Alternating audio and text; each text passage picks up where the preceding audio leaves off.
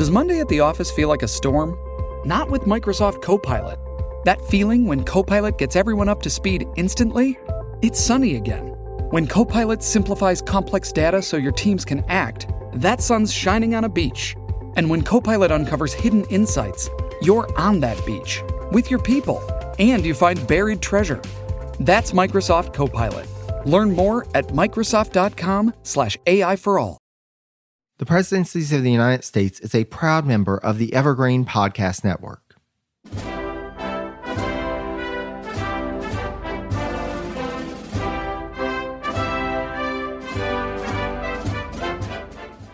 Hello and welcome to the Presidencies of the United States. I'm your host, Jerry Landry. So as we are in the presidential election year of 2024, I wanted to do a special series of episodes where we talk about some of the past presidential elections that are still interesting and provide us with some insight and perspective that may have changed the course of history, or that we just like to geek out about and talk ad nauseum about, whatever the case may be. But I think this one, we've got some stuff to talk about because it was a pretty impactful election. But before we get to our conversation, I would like to introduce my special guest for this episode, Howard Dory of the Plotting Through the Presidents podcast and blog. Howard, thank you so much for joining us on Presidencies. Well, thank you so much for having me here. I'm so excited to talk about this election. Absolutely. It talks about one of your favorite presidents, John Adams. So I knew as soon as I reached out to you, I was like, we're going to be talking about an Adams election. Yeah. But before we get into the election of 1800, Howard, I just want to give you an opportunity for anybody who hasn't stumbled upon your podcast yet, which I don't know how they couldn't. You are one of the big names in presidential history podcast. I've learned so much from you over the years, and just so thankful for your friendship as well as all the information that you share about presidents. But Howard, just share with the audience, if they haven't heard of Plotting Through the Presidents yet, what is the podcast? What do you do? And where can they find you? Yeah, I mean, first of all, I appreciate that, Jerry, and the feeling is absolutely mutual with what you do over there and the in-depth stuff that you provide to your listeners.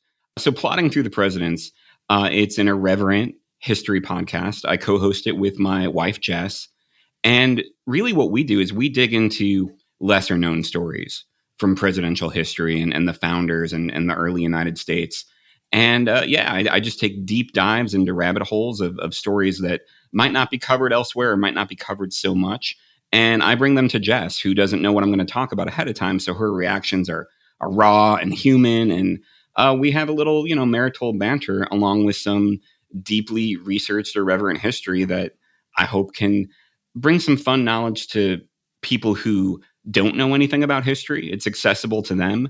And even historians, I set out to have some stuff in each episode, if possible, that might be surprising or new to them, mostly because real professional historians probably wouldn't have the time or the reason to go into the weird things that I sometimes do. Like pet alligators and yeah, possums. Yes, absolutely. Well, and that's what I love about your podcast. And of course, I highly recommend it to our audience. If you haven't listened yet, I'll have information on the page for this episode on the Presidency's website. But I love that you have a way of bringing it to more of a human element. These stories that really help us to understand the people behind the names and dates and all that we learn in history, but then also challenging history that people think, oh, well, that's exactly what happened. And I especially think of JQA's pet alligator, the fact that you did kind of a myth buster on that. It helps us to remember that history is written by people, and sometimes they get it wrong. Oh, definitely. And, we shouldn't take every Snapple cap literally, because the trivia and the facts behind those fun facts often just aren't facts. And you mentioned, that we look at the personalities and the people. And that's one thing I love about the election of 1800, because you get a look at you get to see some of the worst sides of some of these people, of Hamilton, of Burr, of Jefferson. And I'm sure we'll get to all of that. But that's one of the things I love about the election of 1800. And we've covered in several episodes from several different angles, looking at the rivalries and the strange things that went into who eventually won that election. Absolutely. And presidencies listeners, we covered this. We just released the 2-part Aaron Burr episode on the vice presidency series. And we talked about it kind of from Burr's perspective. But I felt that this was a good one to kind of do a little bit more of a dive into, to really see what was going on, and especially to get Howard's perspective, knowing that he can really speak to this from Adams, but then also Jefferson, what was going on with them. I think that's going to be important to consider as we're going along. And to get us started, I think one thing to put this into context, this is only the 4th presidential election ever in the US. And it's only the 2nd that doesn't have George Washington on the ticket, which means it actually has to be somebody other than George Washington who becomes president. So that in and of itself is an interesting place to be in and to really consider, because they were still trying to figure out how this presidential election stuff actually works. I think we still are, but definitely back then it was the first time they were going through some processes that we still wonder about today. Yeah. Welcome to Anthology of Heroes, the podcast that explores the most pivotal moments of history through the eyes of those who lived it. In this podcast, we don't spend our time recounting facts and dates. Instead, we follow in the footsteps of national heroes, kings, or ordinary people who lived and breathed the moments that shaped our world. We're not hemmed in by eras, borders, or religions. Instead, we seek out the tales of those who defied the odds and fought passionately for their beliefs. Whether they're right or wrong is up to you to decide. From Vercingetorix's doomed rebellion against Rome, to Osceola's unshakable war against the USA, all the way up to the inspiring Sobibor concentration camp uprising in World War II, each episode is an immersive listening experience, blending music and sound effects to really draw you into the story. Our episodes go for about 45 minutes, making them perfect for your commute, and are crafted using a wealth of historical sources, which I list on our website if you want to learn more. I'm the host, Elliot Gates, and I'm thrilled to have you joining me as we uncover history's hidden gems and illuminate the faded pages of our past. Look out for the Anthology of Heroes podcast on Spotify, Apple Music, or anywhere else you get your podcasts from.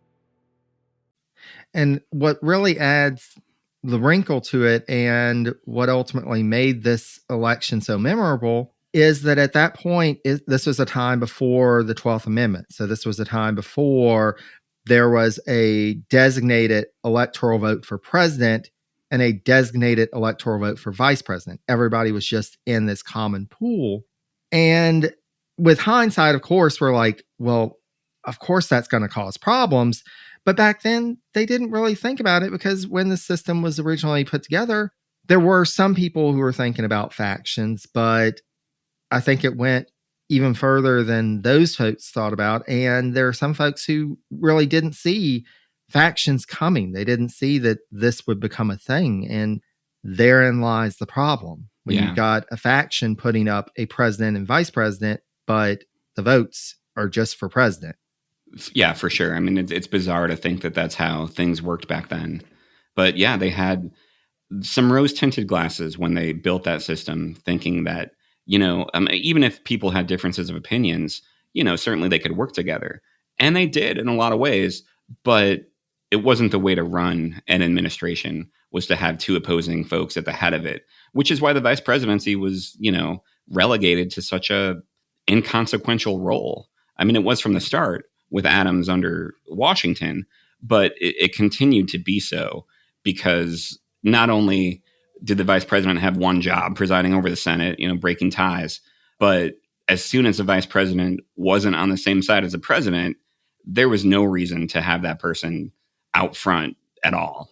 Yeah, exactly. And, 1796 was that odd combination of, you have John Adams, who's running as a Federalist, you have Thomas Jefferson, who's running as whatever you want to call it. On presidencies, we call it Democratic Republican, but these were people on opposite sides who ended up president and vice president, respectively. And of course, that's going to cause issues. You're going to have a vice president who is opposed to what's coming out of the administration. And so even if there was a chance of having the vice president a little more involved, that was going to completely take it off of the table. Yeah, at least Jefferson kept his anti-administration efforts secret, which is awful, but maybe it's better than him going out and giving speeches about how much he hated Adams and how much the Federalists were ruining the country from his perspective. So yeah, I don't know. Is it better to work against your government in secret, or to go out there and try to incite people to work against it publicly? Yeah. Which of these bad situations is worse? Exactly. Well, and just speaking of the numbers, so for this election, there were 138 electoral votes total. So the magic number to win was 70. Going into this, folks had the context of the election of 1796 to look at, and they wanted to avoid this whole, you've got a president from one party and a president from another party, or vice president from another party. They were trying to avoid that, except here we get to the problem, because Thomas Jefferson and Aaron Burr, who were supposed to be the Democratic Republican presidential and vice presidential candidates, respectively, both earned 73 electoral votes. But that's a tie, because it doesn't designate, folks weren't voting for Burr for vice president. They were just voting for president, and the next runner-up is the vice president. And we saw in previous elections, when Washington was in the mix, you had folks like Hamilton behind the scenes telling electors, hey, throw your vote, definitely vote for Washington. Of course, everybody's going to vote for him. But instead of voting for Adams, why don't you vote for John Jay? Or why don't you vote for this person or that person? So that they avoided this tie. The Democratic Republicans didn't have that going on their side. Everybody voted for the same candidates. Right. And when John Adams found out about Hamilton doing that and talking to people to have that plan earlier on, I mean, that's just one of the sources of their contempt for each other. And I mean, speaking of Hamilton and his role in the election of 1800, I think it's bizarre that when there's a tie between two candidates, the winner is actually decided by the former Secretary of the Treasury. He played such a big role in that election that in so many ways, I mean, it's between Adams and Jefferson, and then it's between Jefferson and Burr. But in so many ways behind the scenes, it was an election between Hamilton and Burr. Yeah. Yeah, because at that point it was, and it's really interesting. It's fascinating that, so, going through some of the other numbers. So John Adams came out with 65 electoral votes. So not enough to win, not enough to tie. So he's out of it. His vice presidential candidate, Charles Cotesworth Pinckney, earned 64. One vote was thrown for John Jay. So it's a weird combination of what's going on. But, Adams at least is solidly in third place. But this was also a time where the electoral votes weren't necessarily decided by the people, because only 6 states at this point, there were 16 states total voting, but only 6 had a popular vote. And so these 6 states were Kentucky, Maryland, North Carolina, Rhode Island, Tennessee, and Virginia. And even within those popular votes, there were so many different ways of doing things.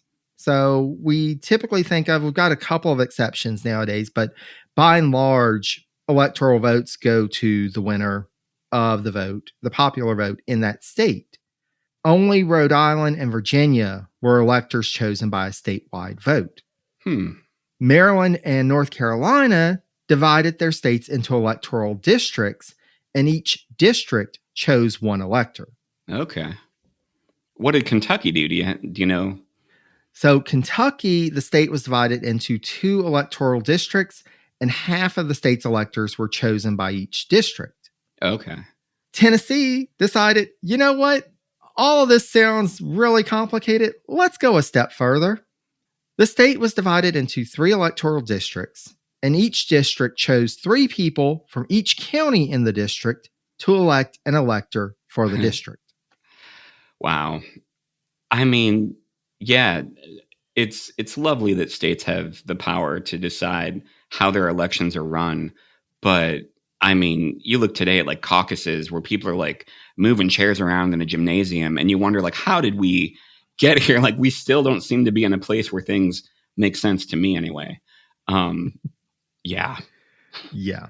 It's really interesting to see that they and like you said, Howard, we're still trying to figure it out. But at least with some of these, we've made it a little neater. And the fact that you had 10 other states that the state legislature chose the electors. Yeah. And so what we think of as the presidential election of 1800 for those 10 states was decided by the state elections and who ended up in the legislature. And so the vote was a very complicated thing at that point. And that's interesting when you break it down that way and you talk about the different states like Virginia and Kentucky having that popular vote, because the Virginia and Kentucky resolutions that were written in response to the Alien and Sedition Acts, these secret things that Madison and Jefferson put together that sort of paved the way for secession and said, hey, if you're a state and you don't like a federal law, you don't have to follow it. Guys, let's get upset about this. And I know, especially in Kentucky, there were basically riots or mass protests. So riling up the people in those states, I never really thought about how that might have had something to do with the fact that there were popular votes in those states. Yeah. Jefferson, Madison, those sneaky guys. Yeah, and that's the thing, like so much was happening behind the scenes. And we see this with this election, and the factionalism was so riled up by that point. Yeah.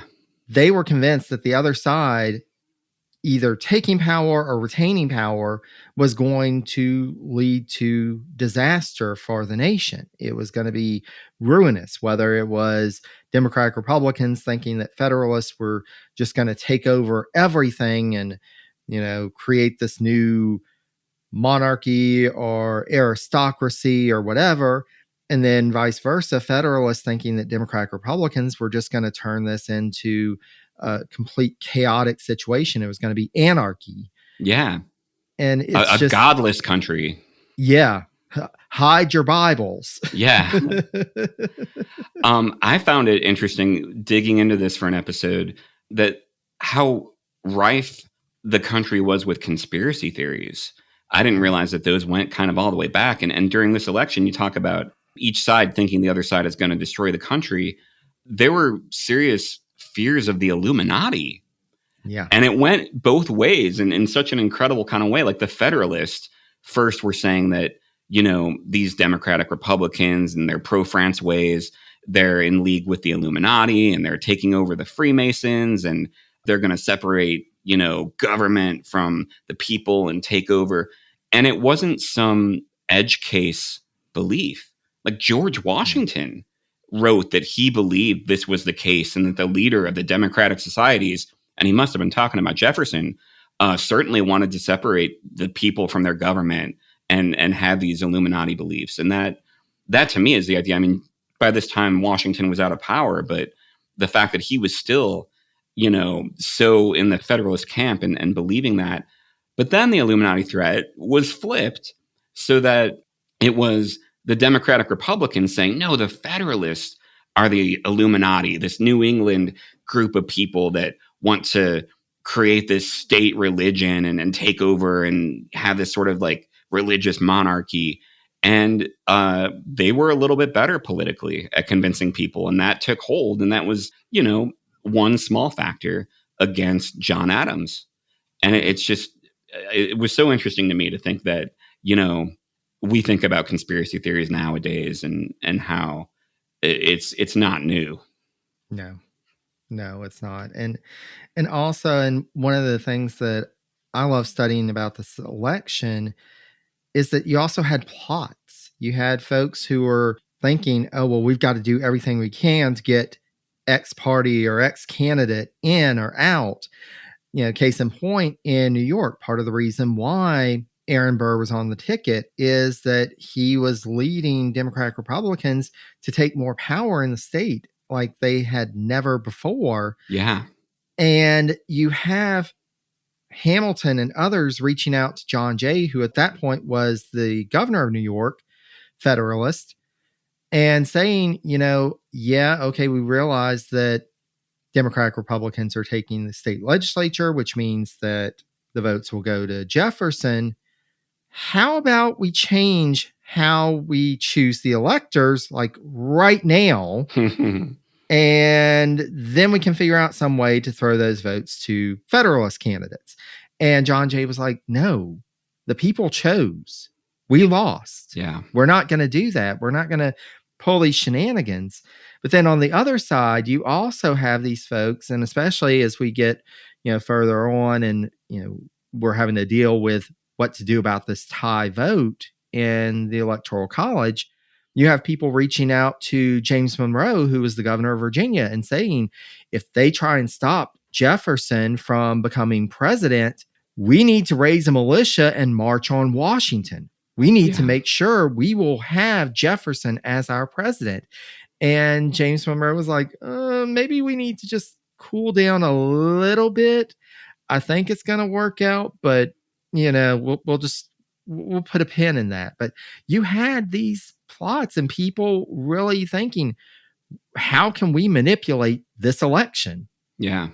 And you mentioned Burr in New York. I mean, New York was a big swing state. Mm-hmm. I mean, as New York went, so went the election in a lot of ways. And one of the episodes that I had the most fun digging into on Plotting Through the Presidents was about Burr's effort to create the Manhattan Company.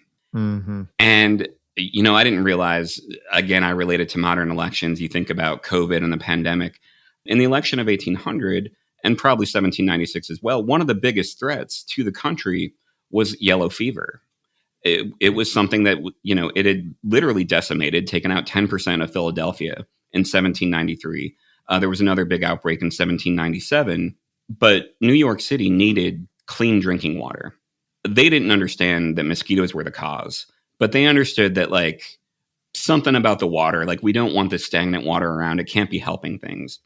So Burr came up with this plan to create a water company that would bring clean water from this disgusting lake. So I don't know how the plan really was meant to work, but he convinced Alexander Hamilton to help champion this plan because he also wanted New York to have clean water.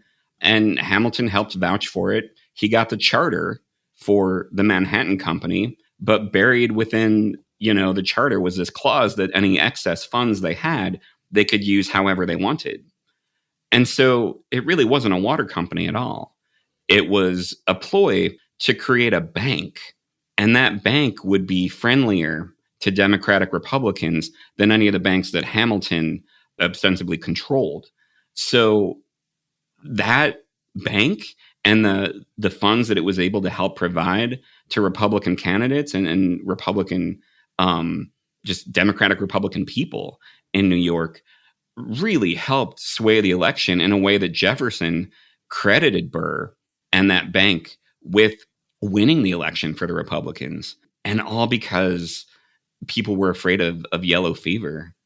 It's just, and one other thing about yellow fever that plays into this election and the politics around it, even treatments for disease were politicized. There was a Democratic Republican treatment for yellow fever, and that was Benjamin Rush bleeding you to death. Hopefully not to death, but it's what happened a lot. And then there was a Federalist treatment, which was just not doing that. So you had these two different sides to the point where this guy, William Cobbett, who wrote the Porcupine Gazette, which was this Federalist newspaper, if you could call it that. I think it was Abigail Adams's favorite newspaper, possibly, because it was one of the few that was so pro-Adams. he was calling out Benjamin Rush for, kind of killing his patients with his treatment. And so Rush sued him for libel. And you had this big political trial that was really, it was really more about politics than anything. And, Rush ended up winning and Cobbett had to pay some money, but the damage was already done. And the decision came in December 1799, on the eve of 1800, where these things were very much in people's minds. So it's just putting the world in that context of, threats of disease and factions and fears of the Illuminati. And it really, really was. We talk about modern elections where maybe the fear of democracy is talked about, and not to invalidate that at all. But back then, you didn't have a history of hundreds of years of a country that somehow worked, with the exception of a civil war. You didn't have that history back then. So it was really a very fragile experiment. So all of these threats seemed extremely real because you just didn't know that the country could survive any of them. Absolutely. And Howard, that's an important point. And I always try and invite folks when talking about the early republic, and especially, I think we start to see some shifts after the War of 1812. But prior to that, this is all still very new, and they don't know if it's going to work out. And in fact, there are lots of folks who think, well, we'll give it a shot, but we'll probably have to figure out something else. And you see people thinking about, okay, well, what happens if we have to break off, if this nation falls apart? And you start to see some of the regionalism also play into this, because you see, in terms of the electoral votes, the Federalist ticket for Adams and Pinckney is really concentrated in New England. They do have votes from Delaware and New Jersey. They have all those votes, 5 votes from Maryland. And then Adams and Pinckney also picked up 7 votes from Pennsylvania and 4 from North Carolina. But it's really concentrated in this region. And meanwhile, Jefferson and Burr are taking votes from other parts of the Mid-Atlantic. They're taking New York. They're taking the rest of the Southern electors. They're taking all the electors from the West. And we see, as we go along, there are talks about secession. We get to the War of 1812. We've got the New England push for secession. At this point, the West has been talking about seceding before you get Louisiana and get access to the Mississippi River. They don't know that this is actually going to work. And you get the sense of this insecurity and I think that helps to spur some of these conspiracy theories and fears of what's going to happen if things change, if, heaven forbid, Jefferson becomes president. Yeah. And everybody had this common enemy of Britain, at least the patriots, the folks who built the Constitution and first did the Declaration of Independence. Those folks were on the same side in a way for a while. But then when the Constitution is passed, when we start doing this new government, you really see folks almost like kind of flip when they realize what they built is being used by people they kind of disagree with. And it's interesting, like Gouverneur Morris, like the penman of the Constitution, he's a trip. I could go off on him. But, the guy who wrote the preamble, the guy that was like, hey, we should start with we the people, which was a radical idea. After Jefferson was elected, he was ready to tear up the Constitution. He's like, no, it wasn't meant for like them. Like these ideas are crazy. So it's just so interesting that people work so hard to do something. And even James Madison and his huge metamorphosis from, the Federalist to leading the Anti-Federalist Party, because the government that he worked hard to create started doing something that he disagreed with and had too much power. And looking at people and how they changed based on whether or not they were in power and what the federal government was doing, but still they kept it going. And that's I don't know if we're ready to jump ahead, but the outcome of the election of 1800 and how that power was transferred to me is the most consequential thing about that election. And that's what's amazing to me, is that all these things we've been talking about, all the reasons people truly just hated and despised the other side, they were still able to have an election with a peaceful transfer of power. And I mean, so much of that credit goes to John Adams for establishing that. People are like, he didn't even stick around for the inauguration. I mean, his son had just died. There was no precedent for that. Why would you want to go to a party where, everybody hated you? So I don't really hold that against him. But, even if he stocked the courts with Federalists like John Marshall, who he knew was kind of a bitter political opponent of Jefferson's, there was that peaceful transfer of power. And that, to me, is huge and a testament to how much they wanted this new nation to work, even though they feared that it might not. Absolutely. And I wholeheartedly agree. And yeah, so we've got our electoral votes down, and we've got a problem. We've got Jefferson and Burr, who have the equal number of electoral votes. And so constitutionally, if no one candidate gets a majority of the electoral votes, they just duel, right? They get to duel. Is that they probably I think Burr may have been okay with dueling. Yeah. But so it goes to the House of Representatives, and basically they vote by state. So at this point, 16 states have representatives in the House. So 9 state votes were needed to win, 8 plus 1. You would think, okay, everybody really knew Jefferson was supposed to be the presidential candidate. This is going to be easy to solve, right? Except here we go again with the plots, because you have some Federalists who look at Jefferson and Burr. You've got Jefferson, who they know, I mean, he's been vice president for 4 years. They've had a chance to get to know him, if they didn't already, that this guy is really partisan. He is going to do things differently. Burr, on the other hand, yeah, he's partisan, but he's also kind of worked with Federalists in the past. He sometimes tries to get in this middle of the road thing.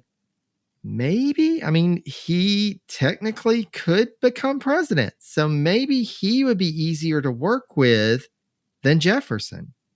And so you see in February, they start voting, start casting their ballots to break this tie. And you've got Jefferson, who gets 8 of the state votes. Burr gets 6. And then there are 2 state delegations that are divided. They do the first ballot, the second ballot, the third ballot, again and again. Nobody's winning. So you have to get 9, was it? You have to get 9. Oh, this is such a crazy, complicated system. Like, not only does it get thrown to the House because there's not, well, the tie makes sense, but now even if nobody gets a plurality or whatever of electoral votes, it goes to the House. But then you think, okay, the House of Representatives, everybody should get a vote. But no, it's by state. And even there, it's not the majority. It's I don't know how they ever got this passed. It is clearly the culmination of some wacky compromises that nobody could have been happy with. Yeah. And that's the problem. So, and again, you have these conspiracy theories starting. You're having folks who are saying, well, I think the Federalists are just trying to run out the clock, because on March 4th, 1801, whether there's a president elected or not, the terms of John Adams as president and Thomas Jefferson as vice president end. If there's no president elected, who becomes president? Well, at that point, the next person on the list is the president pro tempore of the Senate, which means that whoever is chosen for that position, which basically the president pro tem is, if the vice president can't preside over the Senate, they elect another senator to fill that role. At a certain point, does it just go back to King George? Like, is it, like, you know what? We couldn't do it. We couldn't do it. Let's follow the chain. Okay. Yeah, he's 72. on the Yep. list. But yeah, you've got people who are saying, this is how Federalists, they're going to get a Federalist elected as the president pro tem, Yeah. and then he's going to become president, and that's their way of voiding the election. It's just, it's to us, it seems surreal, and also it was a possibility. You're telling me that there might be politicians who would try to run out the clock just so they could maintain some sort of power. I don't buy it. I know don't buy we've never heard of that before, have we? But to your point, Howard, it ends up there has to be something. There has to be some give somewhere. This is not working. They've done 10 ballots. They've done 20 ballots. Nobody's budging. So behind the scenes, folks start talking. And meanwhile, we've got Hamilton, who's back in New York and hearing about this. And it's like, oh, God. Yeah. Aaron Burr could become president. And Federalists would elect him. Are you kidding me? Yeah, if there was anyone he hated more than Jefferson and Adams. You've got to imagine what was going through Hamilton's head at this point. This is his worst nightmare. Yeah, I think what's going through his head is like, oh, something's happening that I really don't like. I'm going to sit down and I'm going to write a pamphlet. And actually, I think the pamphlet happened before this tide vote where he, just wrote about how awful Adams was. But he'd already had a huge say in this election. And he probably helped sway some people against Adams, which, they're the same party, but he kind of dislikes the guy so much. And he sees that Adams probably isn't going to win anyway. So it's like this weird strategic plot to distance the Federalists from Adams so that when the Democratic Republicans win and they fail, then the Federalists can come back into power with Hamilton at the helm or whatever. But yeah, I think Hamilton did what he always does when he sees that things are going wrong, and he wrote some letters. And yeah, him chiming in there, it's hard to say just how consequential that was, but it was, I think, a pretty devastating blow to Burr. Yeah. And meanwhile, and this is something that we talked about in the Burr 2-part episode. We can't find any evidence that Burr was actively campaigning. In fact, he was writing letters saying, are you kidding? I don't want to take any votes from Jefferson. Jefferson's supposed to be president. And you look at where Burr is at this point, it would be madness for him to try and exploit this because he's really in the Democratic-Republican faction now. He just spent all this time and effort to get the party in the ascendancy in New York. And he's still young enough, even if Jefferson serves 2 terms, there's going to have to be somebody who replaces him. He's well positioned. He's, one of the big leaders in New York. There's no reason for him to think this is it. But that's how it's come down in history. It's, Burr was manipulating this behind the scenes, but the primary evidence isn't there for that. Yeah, a couple of thoughts on that. Burr was super ambitious, always.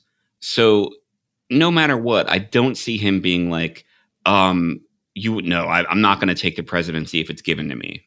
I think he definitely would have stepped into that role. Oh, yeah. Gladly. If the vote would have gone his way, he would have gone ahead. Yeah, and we talk about evidence. Burr is one of those figures who a lot of his personal letters just don't exist anymore. Mm-hmm. So, Jefferson probably burned quite a few of his as well that were maybe the most maniacal or Machiavellian, I guess. But we still have a lot of evidence of the stuff he was doing behind the scenes. We don't have as much from Burr.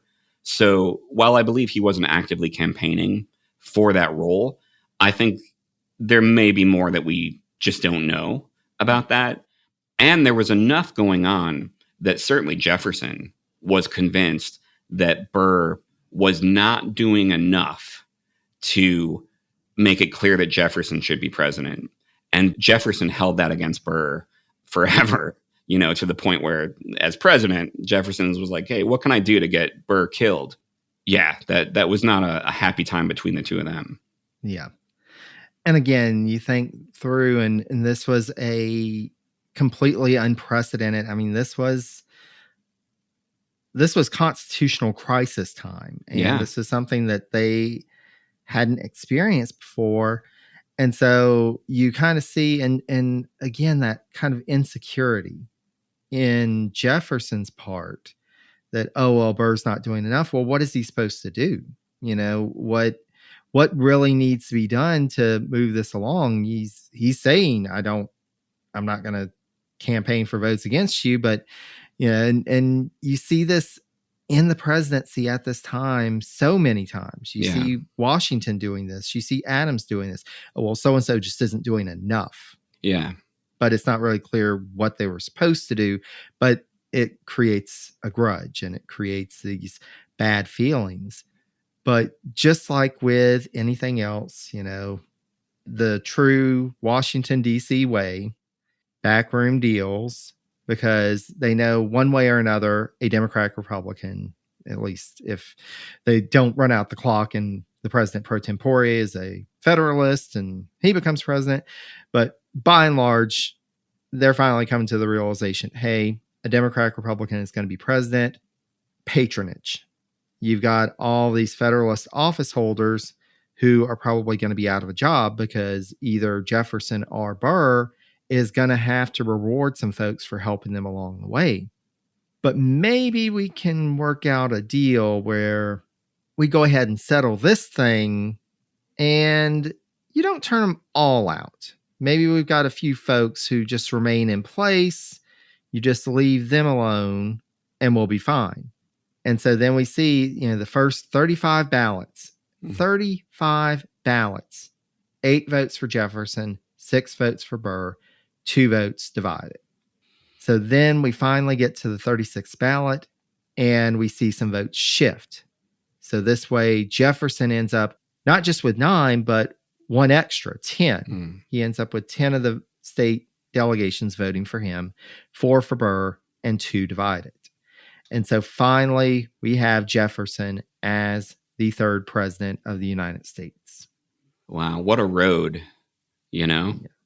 And so much of it, I mean, it's Hamilton's role in saying that,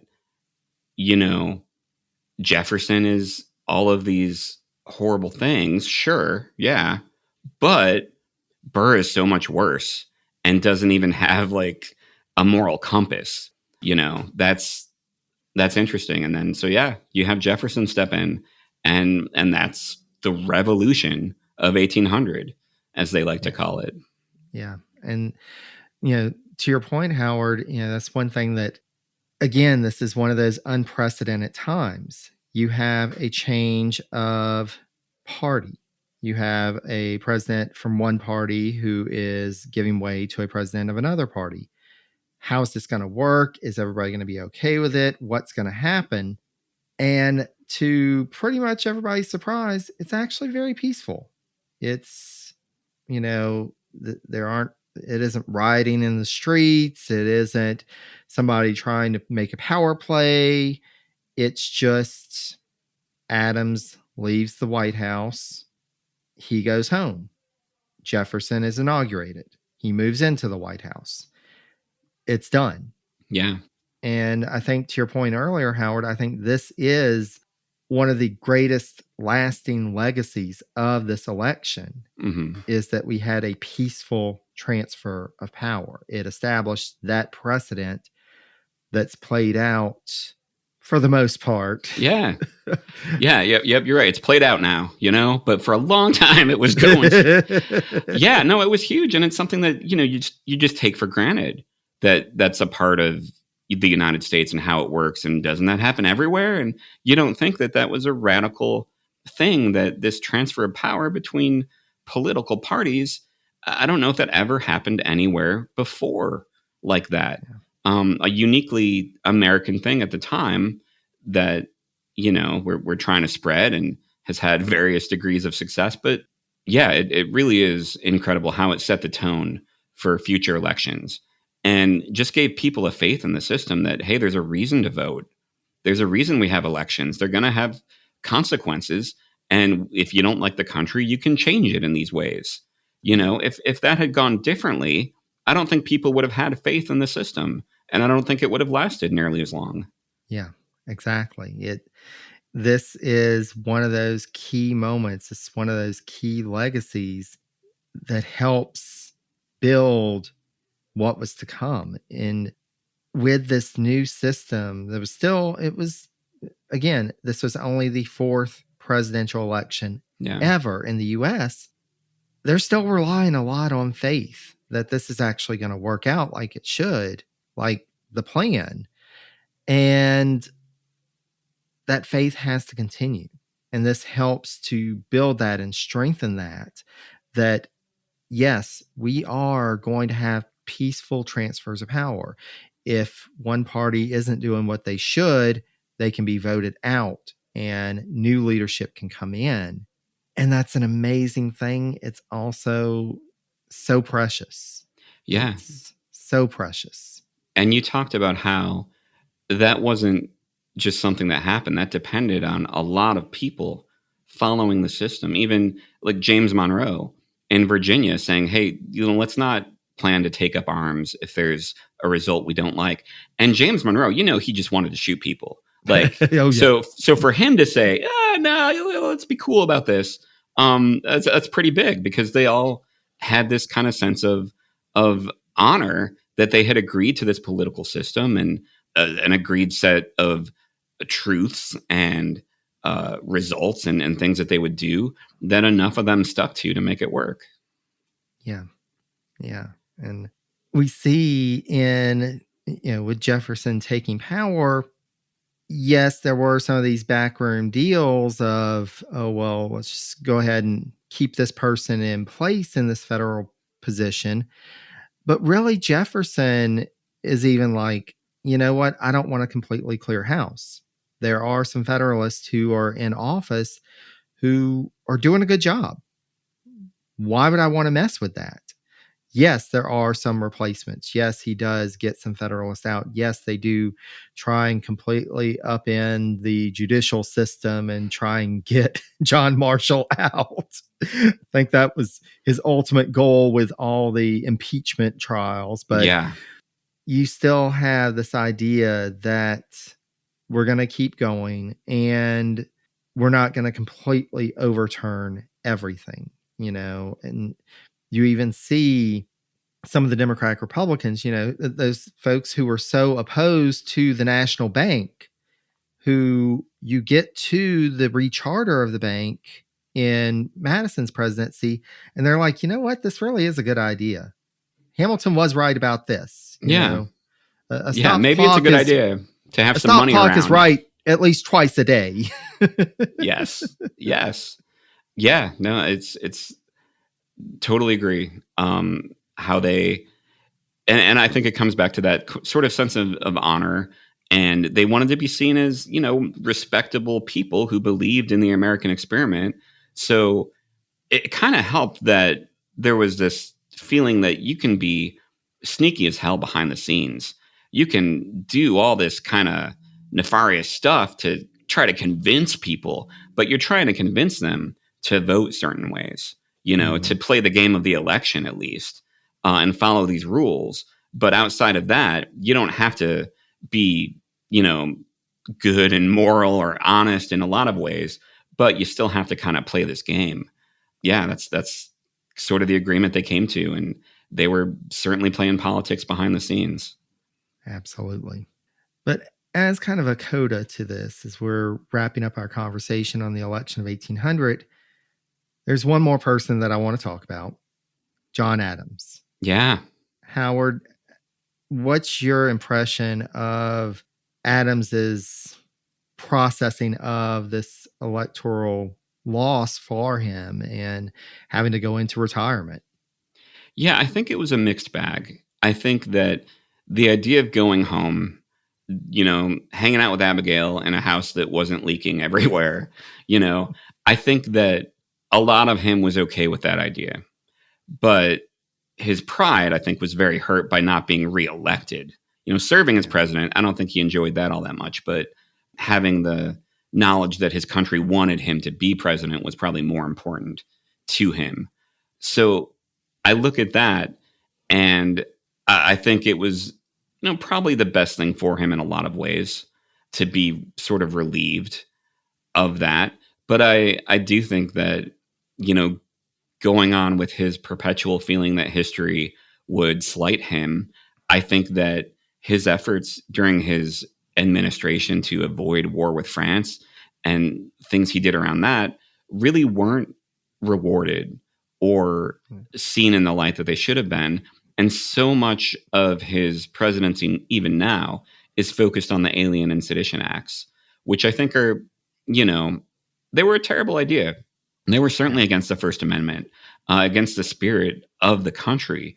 And even though the idea was to, avoid war or civil war with, these pro-French people who he thought would, just have all this unrest, there were reasons behind it that you can understand. And I feel like maybe the worst thing about Abigail Adams was she was probably egging him on to sign these and was all for it. But I think that we forget that they were set to expire in March of 1801 anyway, the Sedition Acts, which most people had the problem with. So there's not this idea that Jefferson was coming in and rescuing the country from these terrible acts. Like, they were going to go away anyway. And I think that it's funny that Adams later blamed Hamilton for the Alien and Sedition Acts, which isn't fair at all. Like, they didn't really come from him. But I think that John Adams processed it in his sort of grumpy way, but I think it completely fit with him being used to being slighted and not respected. So I think when he was elected president, that must have just blown his mind, because it's something he always thought he deserved and should have gotten. Even next to Washington, he was a little upset that, he got so few votes compared to Washington, but still came in as vice president. So it's interesting looking at how everything kind of affected him. But yeah, it was, a little sad to see him go after just one term. He became the first one-term president until his son, Well, and it's interesting because as turbulent as his first term was, I keep thinking it seems like most presidents, the second term is worse. Yeah. And so I think of John Adams and it's like, oh my gosh, he may have dodged a bullet there. Yeah. If it got worse than his first term, what was going to happen? Especially if Jefferson was still his vice president and working against the system from within. Yeah, it probably wouldn't have been good. Yeah. And especially like Jefferson as vice president, Hamilton still operating behind the scenes. Yeah. His former cabinet members working against him. It would have been, it probably was for the best for Adams, but I think, Howard, you really get to the point. His ego, his sense of pride was hurt, and understandably so. He felt like he had done good things, and in particular, avoiding war with France, a war that he knew the country wasn't ready for. So many people knew the country wasn't ready for, but you still had those war hawks who were pushing, and he spent basically 4 years fighting against that and trying to find a diplomatic solution, and he achieved it, and then he went home. Yeah. And that was it. Yeah, so that being his legacy, that and the first peaceful transfer of power between political parties is a pretty great legacy to have. And I think you're right. If there had been a second term, it might have been even worse for him. I think that his personality, his temperament, a lot of the things that, weren't his best qualities might have just been exacerbated if he had to spend 4 more years in that White House, in that political turmoil. So maybe it was best for him and the country that he went home and left that legacy when he did. Well, I think that is a good place to wrap up our conversation. Howard, as always, I cannot thank you enough. It's always a pleasure to talk presidential history with you. And I cannot recommend Plotting Through the Presidents enough. Just keep up the good work. And thank you so much to you and Jess for all that you do, for all the insight that you provide to so many people, and really bringing presidential history to folks who may not have had a good experience with history in grade school, but really seeing that these are people that we can relate to and understand, and that historians don't always get it right. So thank you for the work that you do. Oh, thanks. I really appreciate that, Jerry. And thanks for having me on the show. It's an absolute pleasure. Thank you.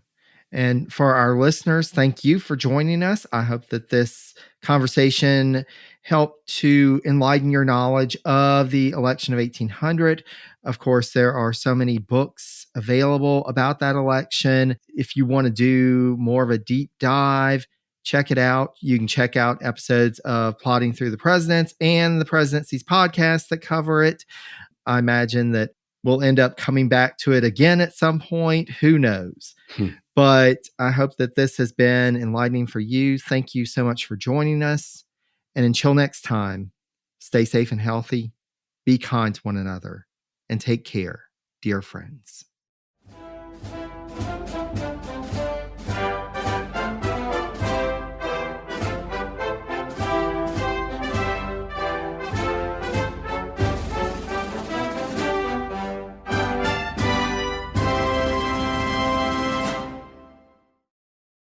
Hello, my name is Peter Zablocki, and I'm a historian, author, and college professor. I'm thrilled to invite you to check out Evergreen Network's History Shorts podcast. Every Tuesday and Thursday, join me on a journey through time, exploring the little-known and hidden gems of history. In each bite-sized episode, I'll dive into my original research to bring you intriguing historical curiosities you've probably never heard of, uncovering the fascinating stories that have shaped our world, from forgotten figures to overlooked events. And the best part?